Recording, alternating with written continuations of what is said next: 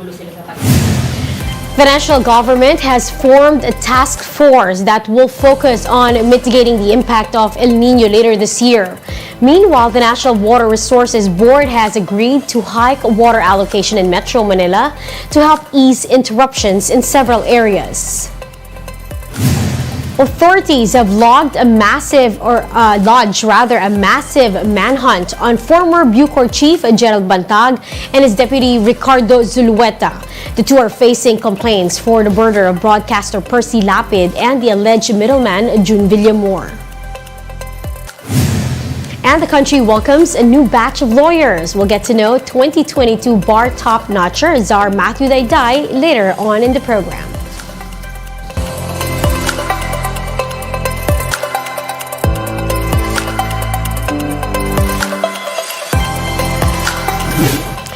Fast, focused, and fearless. Here's everything you need to know to jumpstart your weekend. I'm Riza Diaz. The National Water Resources Board has approved higher water allocation in Metro Manila. The agency is now allowing 52 cubic meters per second for water concessionaires and NCR. This is higher than the previously approved 50 cubic meters per second allocation shared by Maynilad and Manila Water. The additional allocation will be given to Maynilad and will be effective until next month. Water officials say the hike in water allocation is meant to address daily water interruptions being experienced by Maynilad customers. The Agriculture Department has brought back its El Nino Task Force in preparation for the dry spell expected later this year. The task force will focus on providing additional irrigation for farmlands as well as seeds that can weather droughts. Meanwhile, cloud seeding operations are seen as a last resort. The El Nino is expected to hit the country in July. Kung you cannot avoid and prevent yung El Nino, ang reactivation ng Task Force El Nino, ang mitigating measures natin dapat ma-implement doon sa atin pong mga agencies, attached agencies and bureaus. Meanwhile, the National Food Authority is looking to import some 330,000 metric tons of rice to beef up the country's buffer stock. Now, under the proposal, the NFA will only finance the importation, which will be done through a government-to-government transaction. Agricultural groups has slammed the planned importation, saying that it goes against the NFA's mandate to purchase rice from local farmers. The palace has yet to announce whether the import plan has been approved or not. Kung kukunin po nila yan sa pondo ng NFA, edi parang ang NFA na rin ang nagpipinance ng procurement, which is against its mandate. Ang gusto nila, umangkat pa lang sa labas. Mas pinapaboran pa po ninyong foreign producers kaysa yung local farmers natin. Meanwhile, the Senate is now pushing to revisit the K-12 program after concerns that it had not been able to fulfill its promise of ensuring employability for senior high graduates. Camille Samonte with the details. Senators believe that it's high time for lawmakers to review the curriculum of the K-12 program. They note that many of its promises remain unfulfilled, including that of employment after graduation. Sabi natin, yung mga graduate ng K-12, kahit di na sila magkolehiyo, magkakaroon sila ng oportunidad makapagtrabaho. Ngayon, marami pa rin hindi tumatanggap ng hindi college graduate. For Senator Sonny Angara, the K-12 program must continue, but this must undergo review and should also allow the granting of certifications to students, like those for technical vocational graduates. That's one aspect of it, no? Yung sa employer side. Walang certification ng pamahalaan sa kasalukuyan. So paano malalaman ano yung skill level nung sa employer side? Paano malalaman ano yung kasanayan, ano yung galing nung tatanggapin mong empleyado? Senator Grace Poe is also pushing for a review of the program, following a report from the Commission on Human Rights that K-12 graduates during the pandemic are struggling to find jobs. Poe says the curriculum has been around for a decade and it's about time to reassess its benefits. She adds the review must also determine if the coursework taken on by students is aligned with the requirements of businesses for their employees. Kasi maraming mga nag-aaral pero pag-graduate nila, yung kanilang natutunan, hindi naman angkop. May mga ibang networks nga dyan. Kumonte na talaga yung mga employees nila, di ba? and they can function. For now, the Education Department says it will release its draft curriculum guidelines for the Kinder to Grade 10 programs, or K-10, this year, following a review on its curriculum. Its review of the K-12 program, meanwhile, which covers senior high school, is still ongoing. So in the next 3 weeks, we're releasing all K-10 curriculum guides across all learning areas, which the Department of Education has never done in the past.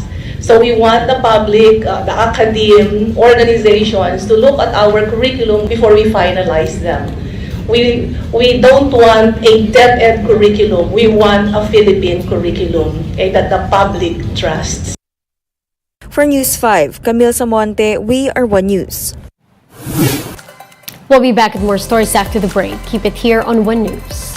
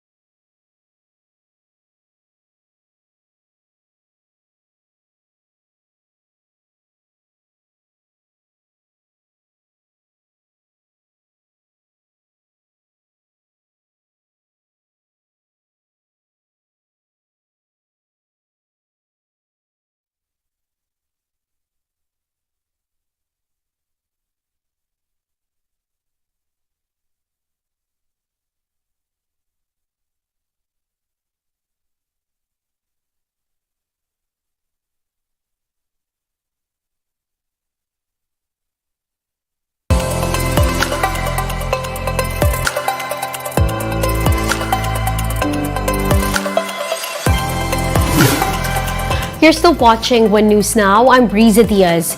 The family of slain Governor Ruel Degamo is opposing the move to allow suspended Congressman Arnie Teves to virtually attend the Senate hearing on the murder. Elaine Fulgencio with the report. Pamplona Mayor Janice Digamo, wife of slain Negros Oriental Governor Ruel Degamo, greatly expressed her disappointment on Friday. This was after the Senate Public Order and Dangerous Drugs Committee's decision to allow suspended Negros Oriental Representative Arnie Teves to virtually attend its upcoming hearing. In a letter addressed to Committee Chair Senator Bato de la Rosa, Digamo said she finds the move unfair, saying she and other alleged victims will be sacrificing their time, effort, money, and security, while Teves will only attend online. Digamo also appealed to the Senate panel to reconsider their decision in accommodating Teves, who she says is a fugitive. For his part, Senator De La Rosa said he will discuss it with the members of the Senate Public Order and Dangerous Drugs Committee so they can come up with a decision before the hearing starts on Monday. Meanwhile, the Teves camp filed a motion to dismiss complaints of illegal possession of firearms and explosives during the preliminary probe at the Justice Department. Teves lead counsel Attorney Ferdinand Topacio said the motion for dismissal is due to an utter lack of evidence to support a finding of probable cause. Yung finding po nila dito na talagang yung ownership noong firearms are in doubt. Respondent Jose Gamarangan also filed his counter-affidavit in relation to illegal possession of firearms and explosives. We expect that we are just praying and hoping na totally ma-dismiss na talaga itong kaso. Kasi from the very onset, talagang meron ng resolution ang DOJ saying na kulang ang ebidensya to prove the existence ng elements ng crimes of illegal possession of firearms and explosives. The PNP-CIDG filed the complaints after Teves residences in Negros Oriental were searched last month, wherein weapons and explosives were found there. Reporting for News 5, Elaine Fulgencio, We Are One News. The National Police has started a manhunt operation for former Bureau of Corrections Chief Gerald Bantag and his deputy Ricardo Zulueta. This is in connection to the murders of broadcaster Percy Lapid and the alleged middleman in the ambush. Tracker teams from the CIDG have been deployed to conduct the operation. Lapid was gunned down in October of last year while driving home. The journalist was allegedly killed on Bantag's orders as retaliation for his commentary against the ex-Bucor chief. Meanwhile, the alleged middleman in the hit, inmate June Villamor, was reportedly killed inside the New Bilibid prison. The CIDG says that the Manhunt Operation will cover the whole country. Bantag and Zulueta were both indicted last month. In other news, over 3,900 law graduates successfully hurdled the 2022 bar exam. The exam had a passing rate of 43% with over 9,000 takers. The release of the bar results is often an emotional event for many, with some examinees opting to wait outside the Supreme Court with their family members to see their names in the passing list. Others, including top-notcher Azar Matthew Dayday from the University of the Philippines, opted to stay at home. Matthew, who graduated cum laude in his class, will be joining thousands of other new lawyers in their oath-taking on May 2 at the PICC. They announced top one Dayday. So at first in my head, I was like, oh, meron ba ibang Dayday? Tapos nirealize ko na, oh no, that's my name. I was watching on the TV. I had my phone with me kasi I was also talking to my friends. Tapos nung in-announce na, nahulog ko na yung phone ko. Tapos lahat kami umiiyak. And those are the top stories of the hour. Join us later at 9 in the morning as we continue to monitor the day's biggest stories. I'm Riza Diaz. We are One News.